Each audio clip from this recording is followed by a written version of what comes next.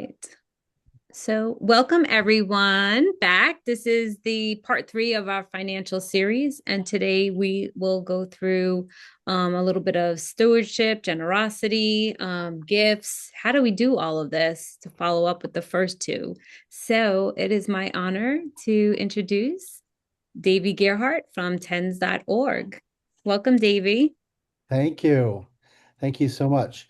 I'm going to ask Tamika if you'll give me the power to share my screen. That will help with the slide presentation. But it's really good to meet you, Ronnie and Kathy. Thank you for being here. And for those who will watch this later in the Diocese of Louisiana, I hope what we do today is real helpful so that you can see how we talk about money in terms of ministry. And really look forward to getting through this together. I'm Davy Gerhard, and I'm the other Gerhard in Episcopal ministry. Tamika, my parent kin from another time, they kept their tea at Ellis Island. We lost ours, but we're all glad to be reunited in ministry so many decades, centuries Yeah. later. Glad to have you here. Let me share my screen, and then we'll talk about what we're going to talk about. All right. So, this is a conversation about how we communicate about money and mission. And what's important here is that we remember that when we're talking about resources, and I'm going to use that word instead of just money, when we're talking about resources, we're not talking about transaction, we're talking about transformation, that our resources allow us to do ministry, to expand, to grow. This isn't just about balancing budgets. It's not just about sending in checks. This is about harnessing all of the gifts that God gives us and finding ways to convert them from what we've been given into opportunity to do ministry and mission in the world. That's why Jesus started a church. That's why we do this work. And so I hope that we can talk a little bit about how we frame the conversations about money, how to stay mission focused and not just budget aware, how we identify and communicate about our own congregation's ministry, how we use storytelling to do some of that work, because story is really important to us as people of the book. We understand story, and so we can use that to talk about impact in ministry. We're going to talk a little bit about the brass tacks, like how do we actually write letters and communicate about, websites and social media. And then we're going to talk about an actual face-to-face, how you ask for money for mission. And Tamika and I are going to do a little role play. And you all are going to watch that. It's going to be awkward or fun. Who knows? When we talk about mission and when we talk about fundraising, we need to stay on the topic of mission. We don't raise money to have a bigger treasury or to store up gifts. We raise money because we do work for the people of God and that we want to be able to serve our neighbors. Of course, we want to be resilient and sustainable, and that means stewarding our resources well and putting up reserves. It also means honoring the time commitments of our volunteers and giving them appropriate jobs that don't take all of their time, just enough to do the work. So it's stewarding all of those resources that people want to give to the church and making certain that we're doing it. So you all are treasurers and you all work in the money ministry side of your church. And so you do these things, like when you review the church budget, you pay attention to the now and the later, to the actuals and how we're doing. That's your fiduciary responsibility as a vestry or as a finance committee. Budgets tell us what we belong to and what belongs to us. And the other side, maybe and hopefully, your vestry also looks at, well, what are we doing with our ministry and our resources? How are we serving the people of God? How many people are showing up? It's I think it's a shame that our parochial reports boil everything amazing that happens in church down to how many people and how much money. But those questions are also important for us to look at as well because they are measures, not the only measures, but they are measures of how things are going and where we can improve and what people need to know about us. So let's look at those as markers of how visible we are in our community, how our ministry is being received in the world. And that's our spiritual responsibility as a vestry or as a finance committee. When we talk about money in the church, we're really talking about belonging, responsibility, shared mission. The ministry and money matchup is that we understand the relationship between the abundance given to us by God in the creation and our gratitude for all that we've been given and how we turn that into generosity. Our gratitude for God's abundant love leads us to respond with generosity. And that is what stewardship is. It's the response to all those resources. We're going to go through three R's: relationships, resources, and responses, and look at how those relate. Episcopalians love things in threes, our three-legged stool. Stewardship language has time, talent, and treasure. We love that alliteration. Wealth, works, and wisdom. We love that one too. But tens is also looking at relationships, resources, and responses because those are essential pieces of how we share our gifts in community and how we transform them into ministry for our neighbors outside and our neighbors inside our congregations. So those things that we do that are relational, those things that we do that are come from our love or our connection with each other, like forgiveness, like listening, like being called to serve and following through with it, like wanting to learn, that curiosity, like gratitude, like sharing. Those are things that we do that are relational, that they require another person, an interchange, a connection. And that's one of the beautiful gifts that God gives us is the ability to connect with each other. Well, we connect with each other and we share our resources. What resources have we been given in the church? My goodness, everything. Anything that is a noun is a resource that can be converted into ministry opportunity for your neighbors. Yes, we have a tradition and a body of teaching that we use. We have our own experience, our own faith journey, our own stories to tell. We have the way that we connect and make logical connections between our ancient traditions and our modern world. That's our wisdom, our lived experience.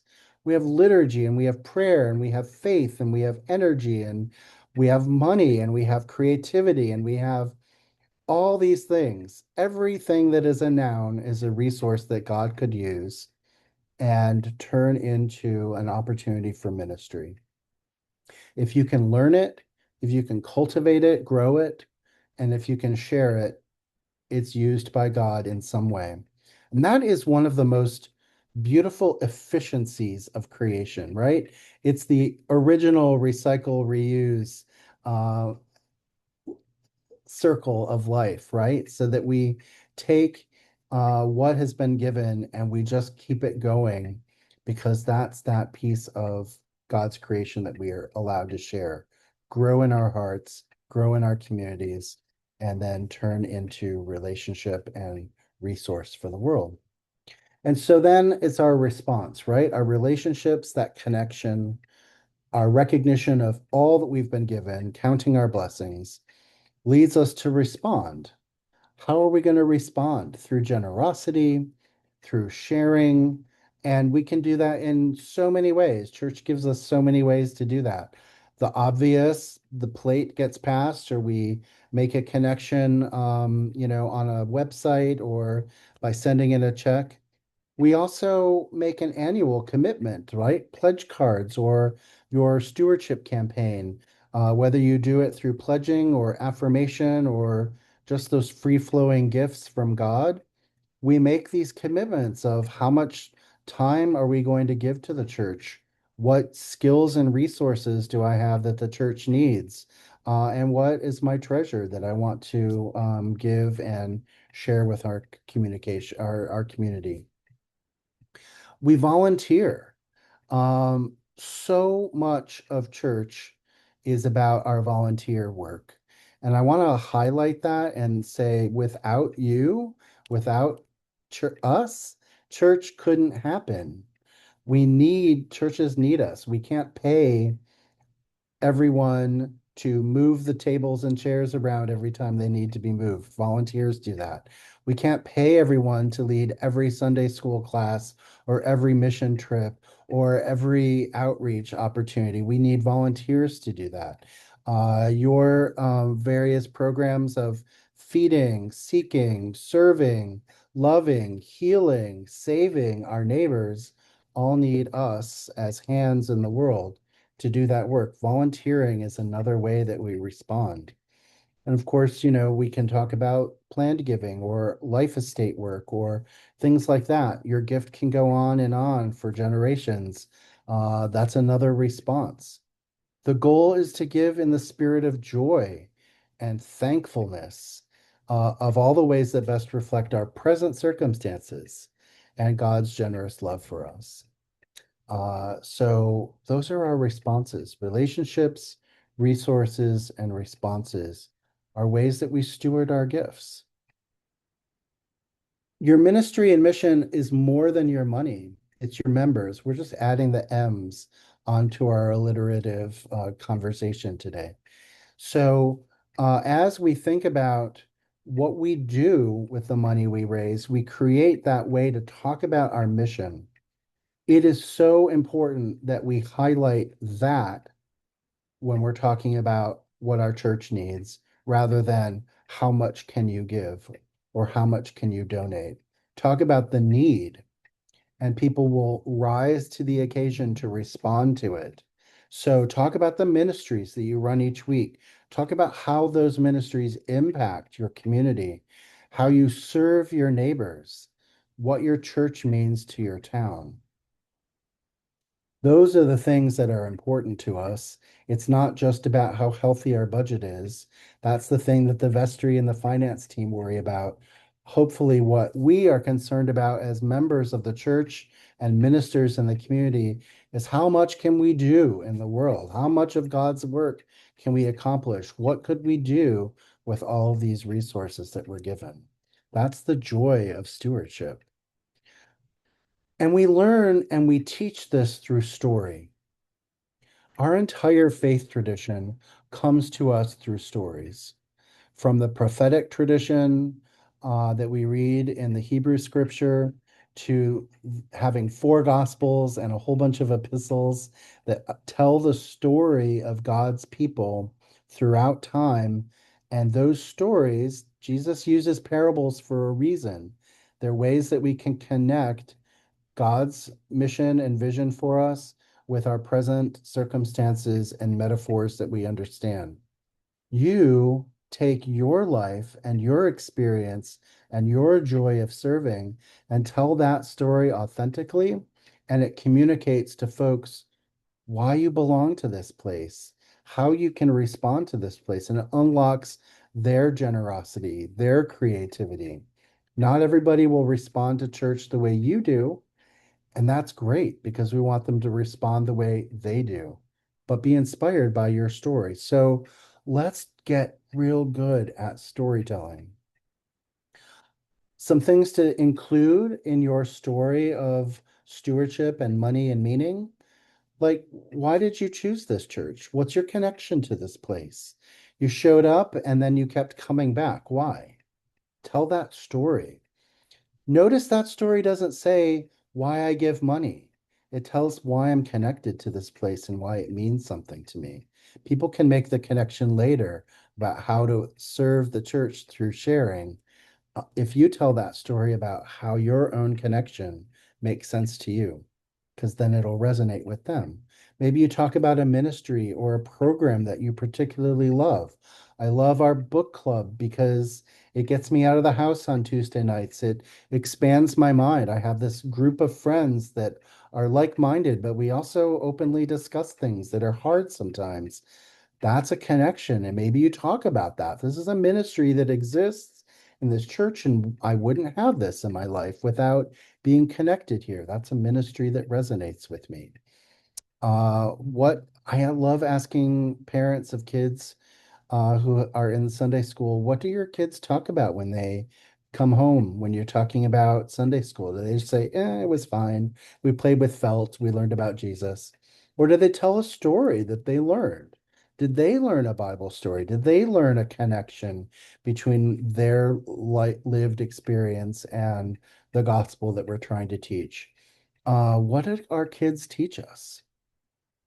I think one of the most powerful invitational questions we can ask is tell me a story about the time that the church was there for you. Like maybe when you were going through a hard time, or maybe when you were in a faith crisis and you just kept showing up, not knowing what else to do on Sundays, and the community pulled you through it. Tell a story about that. Or maybe when you wanted to celebrate in your highest moments in life and the church was there for you. Tell that story with conviction, and you help people resonate with their own stories of connection. This is the storytelling magic. Another way to look at this is to bring that impact of our ministries into the chancel space and to talk about it in our announcements, to talk about it when we're doing stewardship testimonials, when we want people to understand the impact of their giving. So you might ask someone who volunteers in your food pantry, what is that like? What's your day-to-day experience? What are the opportunities and challenges? What joy do you have in that? If it's ever appropriate to ask someone who benefits from that ministry but isn't a member, what that means to them. So maybe the person who's taking a food box home, what does that mean to food security in your family? What does that mean for how you can live in the world? Or if you tutor kids or stuff backpacks or clean up a park, to ask residents, what's it like to have a clean space to play in and relax on a Saturday? And to have them tell that story to you, because their impact shows your impact. And that's a reason that we give. That's a reason that inspires us to share so freely our resources. Think about those kinds of stories and how you would resonate if you heard them, and then do that storytelling when people are asking you why they should give to your church or what they should be thinking about. I want to quickly talk about recruiting a stewardship team. Uh, that's something that we need to do in terms of identifying the ministry and raising it up. Your stewardship leaders aren't just the people who ask you to fill out a pledge card or who organize your fall campaign. They're ministry team members that could be working all throughout the year to help elevate the ministry of sharing and gratitude and generosity. Maybe they could run a book study or talk about opportunities for generosity. Maybe they could contribute something monthly to the newsletter about the impact that your ministries have, or take a ministry that's in your congregation and write up a little thing. We really appreciate the choir this week. We appreciate the altar guild. Did you see the flowers? Weren't they beautiful? All of these are our ministries, right? Your stewardship committee can take on some of that work and keep the conversation about our gifts and how we share them going throughout the year. If you want more information on how to recruit a stewardship team, come join us for a free webinar at 9 a.m. on Saturday the 21st. TENS is going to be offering a webinar to the whole church on recruiting a stewardship team.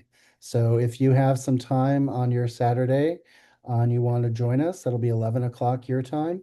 Come and connect with us and um, learn about this ministry, how you too can do it.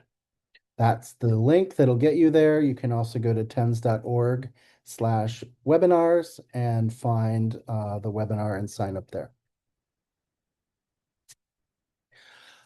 Let's talk a little bit now about how we communicate about stewardship and giving. I'm getting through these slides pretty quickly because I want to save some time at the end for your questions. But I should have said up front, if you have questions, you can type them into the chat and we'll answer them at any time. And we'll definitely make sure we have some time at the end to do it. Let's talk about how we talk about stewardship. The most important rule, the thing I stress most with congregations, is that specificity matters. A general ask yields a general response, but the more direct you can be, the more people will be able to respond. Learn to be specific. So this means if you say, everybody give what they can, people will do that. But if you say, we're raising money for this and we need to get here and we want you to think about it and really pray about this and discern, people will do that. And so the more specific you can be about what you're raising money for, what the need is for them, and how they can participate in that, the better they will be able to respond to your appeal in fundraising. I know that we like to be kind of loose about this often because we don't want to put too much pressure on folks.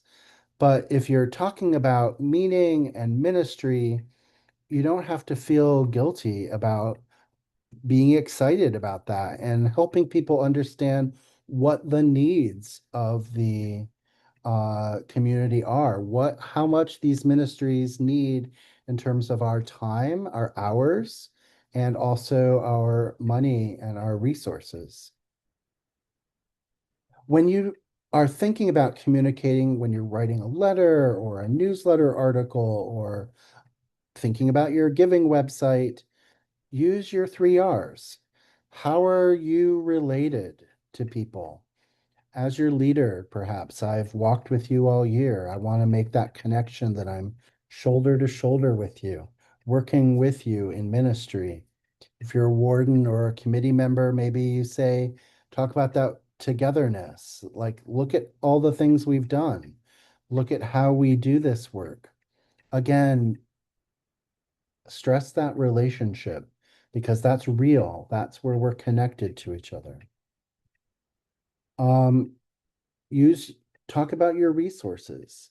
Uh, how does your congregation share its gifts? We had new members step up to lead classes. We had 3 new families join this year. Your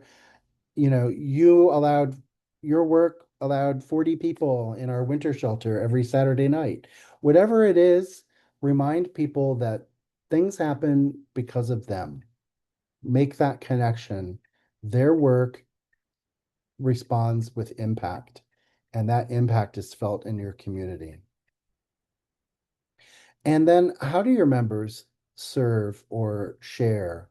We worked really hard on that strategic plan that we created. Your wisdom and your experience, they sustain us. So it's not just check writing or bringing things to church. It's also the wisdom that we share, the ideas that we have, the creativity for ministry that we might want to share.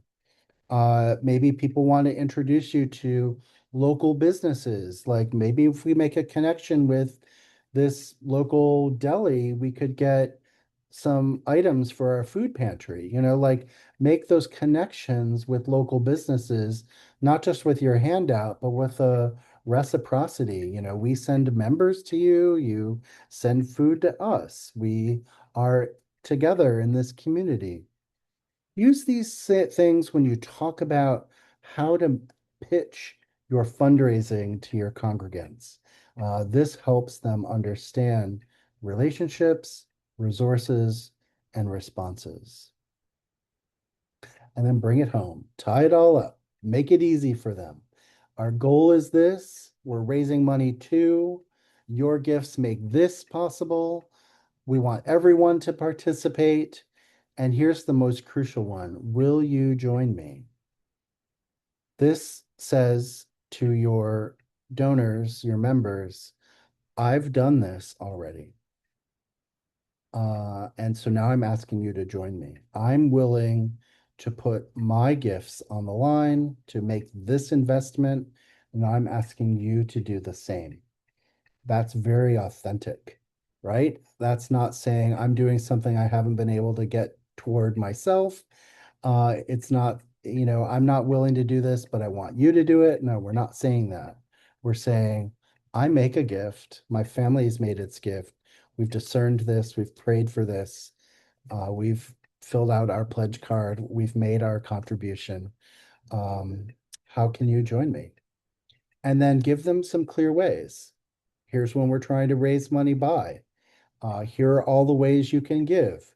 Here's who you can talk to if you've got questions about donor advised funds or gifts from retirement assets or how to connect your bank account to your giving, whatever you want to do. Here are the people you can talk to in our vestry or our finance team or people you know in your congregation that will do that.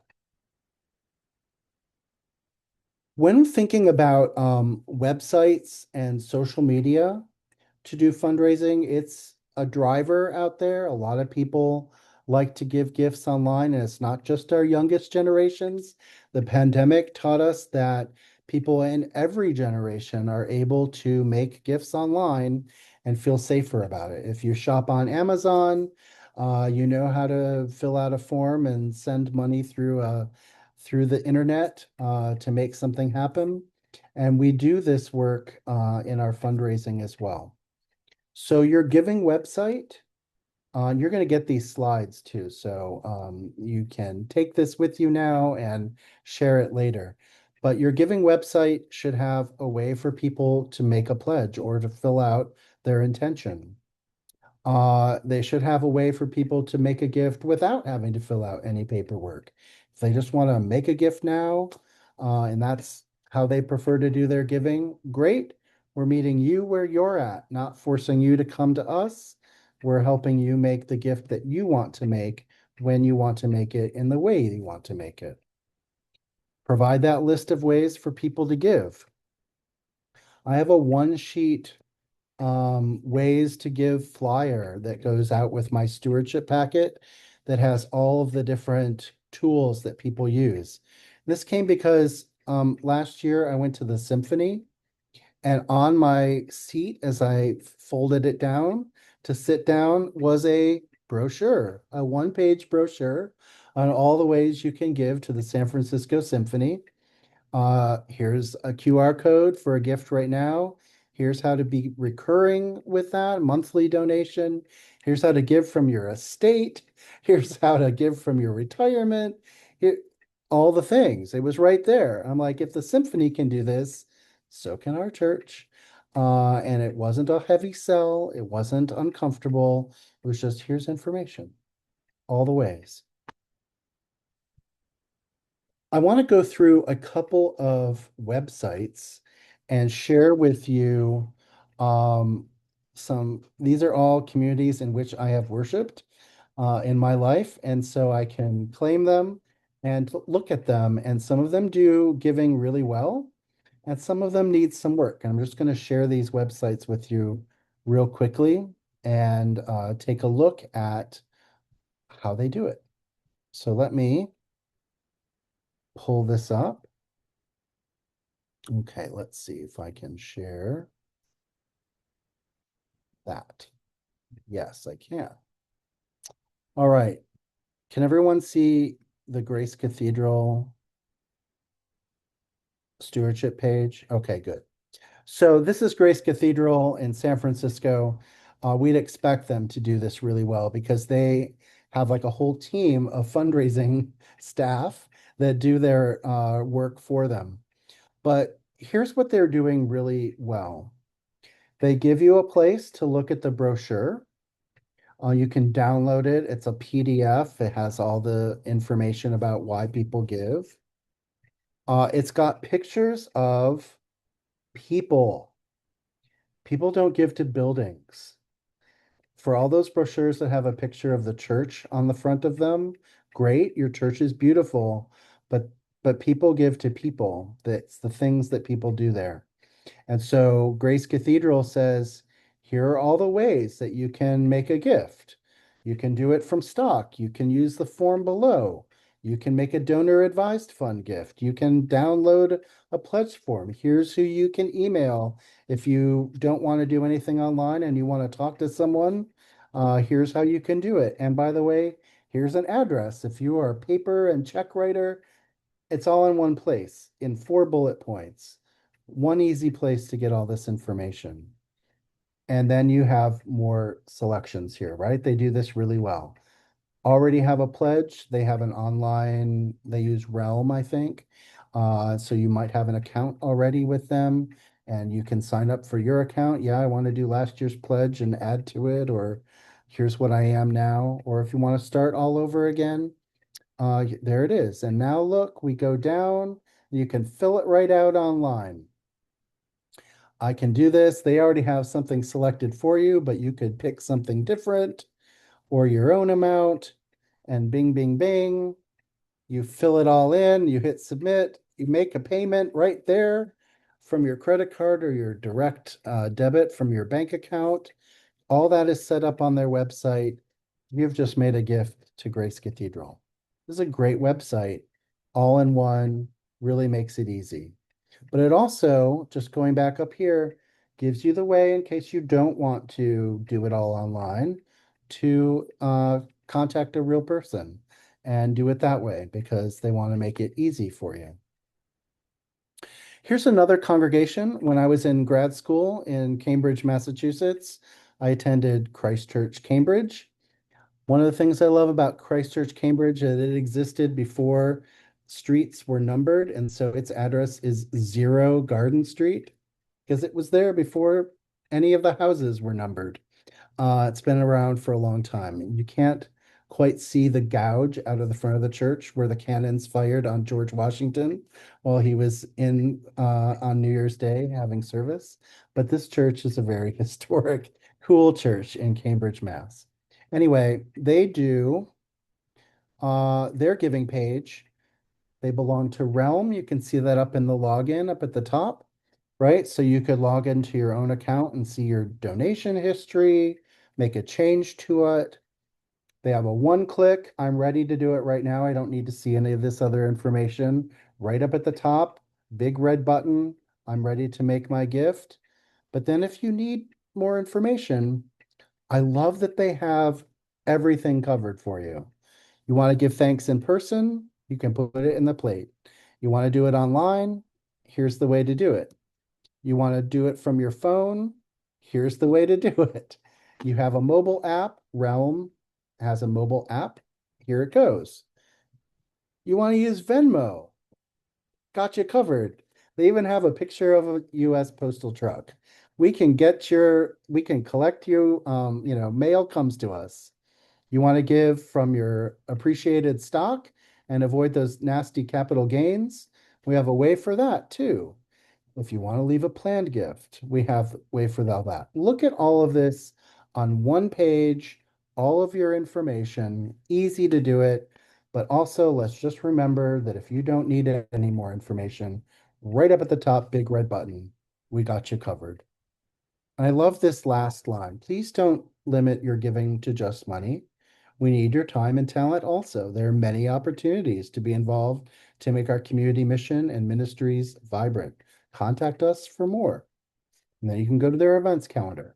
This is a great website, a really good giving website. I like that they connect so much. One more, and then we're going to be done with this exercise. When I was a boy, I went to St. Stephen's Episcopal Church in Troy, Michigan, and their giving site needs a little help.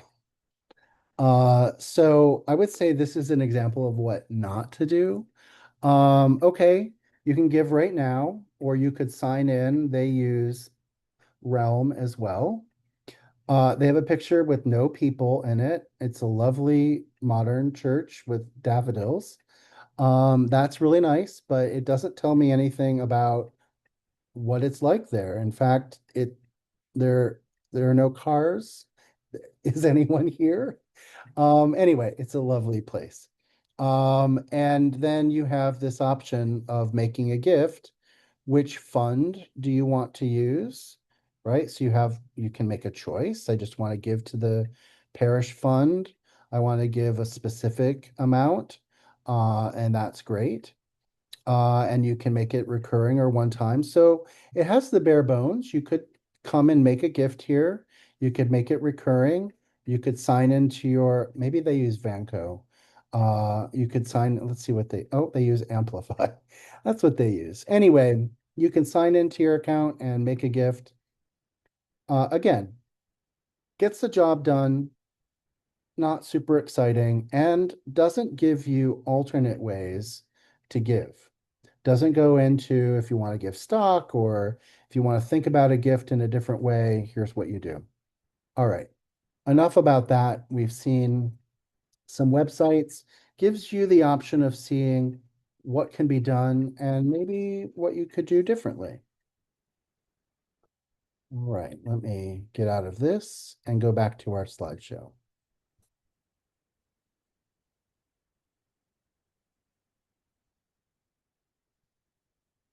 All right, we're back. So we're moving now from online and letter writing and social media into some face-to-face conversations about money. And here's the formula. I want you to commit this to memory because it works. Relationship. I know you, we know each other, we're together in ministry. We're raising money for this, that, and the other thing. These are our priorities this year. Maybe you only have one big priority, so you can just have one thing. We're raising money for our church operations, and we're really trying to do this one thing. Whatever it is, be specific. And then again, I've already done this. I've already thought about this. Will you join me? This is the canvasser formula for making an ask. And it works because it's authentic, because it gives people enough information, allows them to respond, and it tells them what you're doing with the money. Uh, Use this because in every conversation that you have, you can fill in your own blanks here. You can use your own script, but this is the general outline for how a good ask goes. And this is for an annual gift. This is for your capital campaign major gift. This is for any kind of giving that you do when you're having a conversation one-on-one. Maybe you don't do it one-on-one. Maybe this is an email. You can do this in an email too. We're really connected. We sing in the choir together. We've raised our kids together, whatever you want to say. Um, in that, we're raising money for this. I know you know that. I'm on the stewardship committee this year. You're typing that out because you don't have time to have coffee and they're busy and they're out of town and however it goes, and then you make the ask. So however you do it, person to person, through an email, through a letter, through a text message, have that moment of actual connection and follow these steps. And now you're going to see it happen in real time as the Gerhards do a little role play for you. And so bear with us for a moment. And then I'm going to ask you, after we're done, this is going to take a couple minutes. I'm going to ask you to react to what you heard, what you saw, what you think we did well, what we could use some improvement on. And so pay attention and take some notes. Hi, Tamika. It's really good to see you. Thanks for making the time to hang out with me today. Hey, Davy, how's it going? It's going well. It's been a really busy week. I just got back from the EPN, Episcopal Parish Network Conference in Charlotte. 1,000 Episcopalians all in one place at the same time was a little overwhelming. How was your trip to Jackson for the pilgrimage? It was great. It really was. Everyone we took, all of the leaders, they did learn something. It was great to for all of us to get to know one another and have deeper conversations in our work here. I'm really glad you got to do that. I really want to go on the pilgrimage next year, so make sure I get on the list, please. Yes, we missed you. But I'm here to talk about St. Stephen's and the work that we do together at our church. Uh, we've been there together for a few years, and I love the way you sing. You have such a beautiful voice. So thank you for sharing your gifts in so many ways. I want to talk with you about our stewardship campaign, and I know that you've been a faithful giver for many years, and I really appreciate that. We use those gifts to fund our ministry, to do work in the world, to connect with our neighbors, and your gift is really important to us. This year, as you know, we've had a part-time youth director, for a few years, and they are doing an incredible job. Our Sunday school program runs with precision. Uh, they've added a third class and coordinating all the volunteers to that. It also means our church is growing with kids, and I mean, that's got to have an impact because, we're doing stuff for youth, and so our church is growing. That's how we add. This is really important, but we want to make them full-time this year. Uh, this is a big ask because this is a lot of, it will mean benefits. It will mean part of the retirement plan. It will also be more hours that we will take and use, and we need to fund that. That work is going to enable us to do so much more with our kids and our families. And so we're asking everyone to think about that this year as they make their gift. I know that you've been giving solidly, and last year you made a generous gift of $3,500. Thank you so much. I'm wondering if this year you can increase your giving. My family and I, we thought about this, and it's hard this year. I know this economy is tough, but we made a stretch for us because we really want to see this happen. And so I'm asking you if you would make a gift of $5,000 to the annual campaign this year. Whoa. Hmm. It's kind of shocking, but I'm also really excited to hear about our youth. Are there questions I can answer about what we're doing with our youth or this Yeah. position? Yeah, actually, can you tell me a little bit more about expanding? Will our youth come during the week? Is there like other kind of program going on? Is it just on a Sunday? What does that look like? That's exactly where the vestry is going and thinking about this position. It's right now just limited to Sundays, right? And you see them in church and they're running around between classrooms, and you might catch them like at the end of coffee hour as they're leading another group, but it's all on Sundays. And you know, not every kid can be there on Sunday. Families operate in different sorts of schedules. We want to be able to add some weekday programming to our youth person or our youth program. That'll mean having more hours for our director. And, we do a great job with young kids in Sunday school, but we kind of leave our tweens and our teens out. And we really need to develop a program of formation as they get older. We've done a great job of founding their beginning in Sunday school parables and the teachings, but Mhm. they're starting to interact with their friends in school in a different way, and pressures and the rest of the world. We want to keep that formation going. And so we're really looking at being able to expand that. Well, what excites me, I mean, is it possible, especially with the teens, that they could be involved in other ministries like the outreach ministries? It would be really nice, especially for volunteers, if, whether it's our food pantry or they're doing service work, that we see more of our youth there. Is that part of the plan? You know, right now we're trying to create what that plan is, and you're not the first person that's asked that question. I think you're in good company.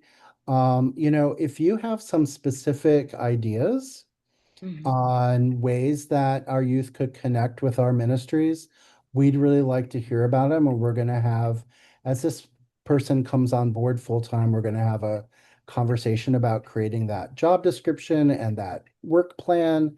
And maybe I wonder if you would be willing to be a part of that. I think so. This seems important to me. It's important to you and us and our children.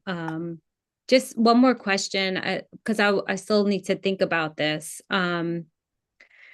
Is there, if we're giving now, is this going to happen like this year, or is this something that's supposed to happen for the program like next year? Well, so, we're looking at next year's budget, and if we can get the commitment from our members to be able to fund this, we're gonna hire we're gonna increase the hours for this position as soon as we can.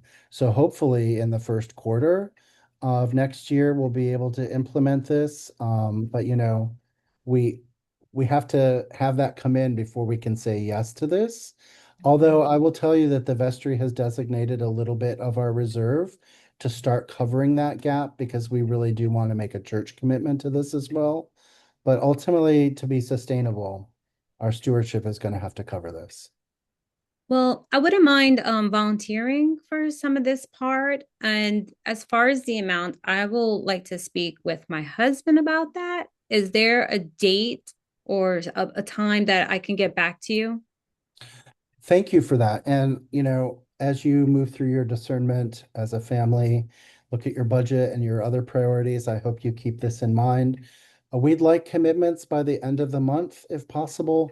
Because our finance committee and our vestry is trying to create the budget and put this all together. So if you could give us an answer at the end of the month, there's going to be an in gathering where we'll celebrate all the gifts and have a lunch. I heard there are going to be balloons. Mm. So please think about getting your pledge in by then. All right, thanks, Davy. I'm interested. It's a little bit of a steep, but I can see where this needs to grow in our community. Thank you also for your gift of time. We'll definitely put you on the list to volunteer for our committee as we look at the work plan. Thank you for that. You're welcome. All right, friends. Thank you, Tamika, You're welcome. for being receptive to that, for improving a little.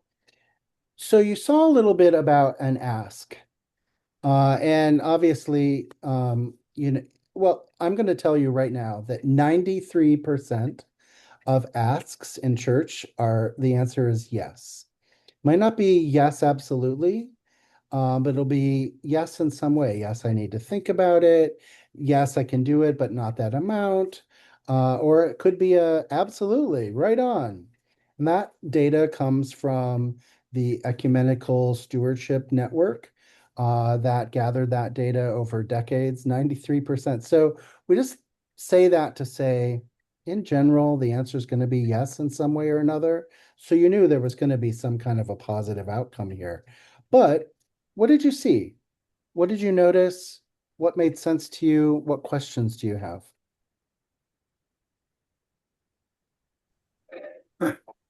I enjoyed it. I'm not on our stewardship committee, but I like the way you started out by complimenting the talent of the individual. That's something I think we miss quite frequently. It's like every time I've been approached to give more money or give to a specific need, it's straight to the point without recognizing the person's talent.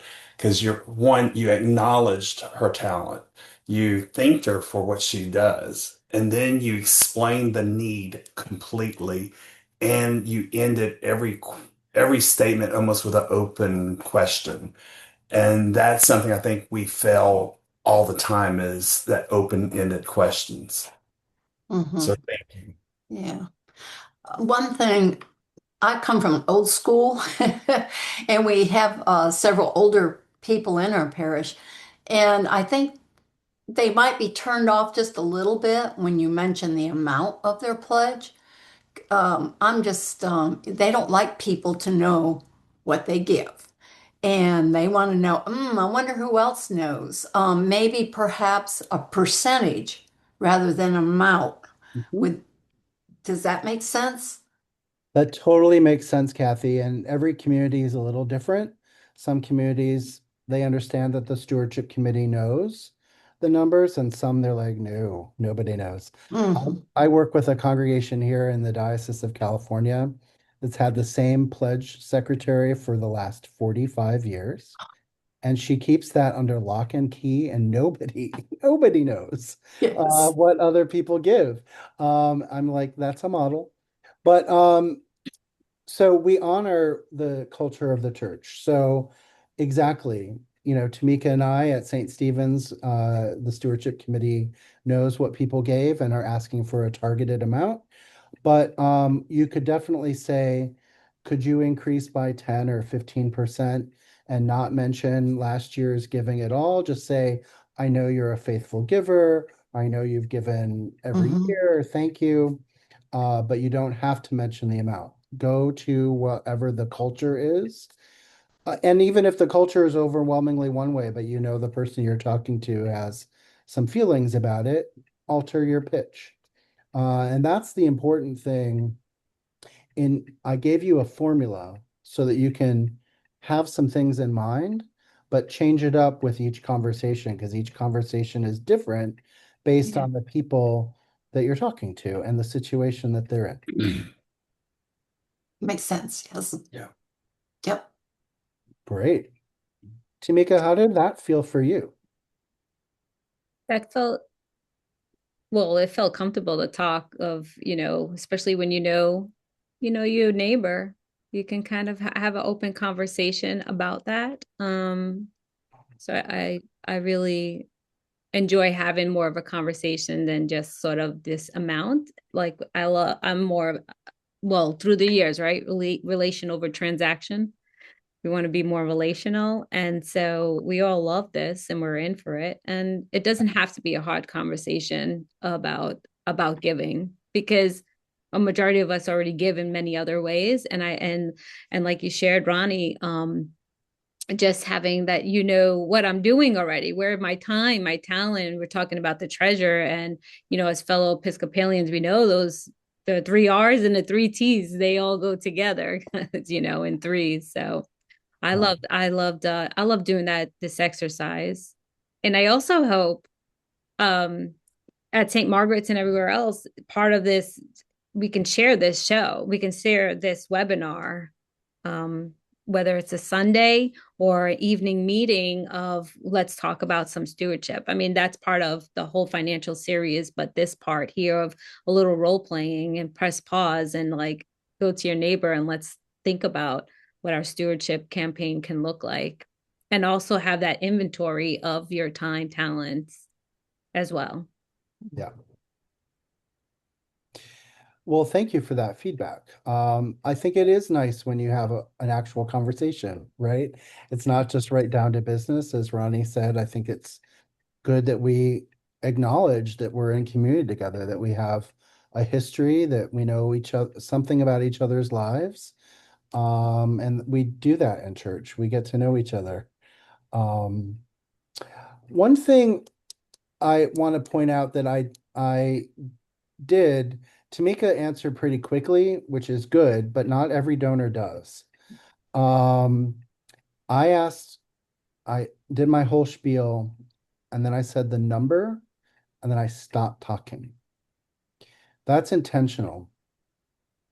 It's intentional to say, that's the last thing I'm going to say until you say something again. Obviously, if it goes on for like 30 seconds and nothing's been said, and I can see Tamika's still breathing, I might say, how do you feel about that number? Or is there any information? I might start it up again. But as long as you're comfortable in that silence, even if it's a little awkward, let it rest. Because you don't want to start undoing, which is what humans will do, undoing the work you've just done to set the stage. Mm. Oh, you could give a different amount, or like don't answer for them. Let them process it. Mhm. And Tamika did. She was like, "Oh, that's a lot." That's good. So this is great. Thank you for your questions and your feedback. I hope that through all of this, by looking at how we tell stories, how we communicate about money and meaning, and then actually seeing how we might have that conversation in real time, we all have some skills and understanding about how to do this. And you can go out and do that. The formula is simple. If you remember it and do it, it just keeps resonating and connecting. Thank Do you have you. any other questions about anything that we've talked about that we've covered today?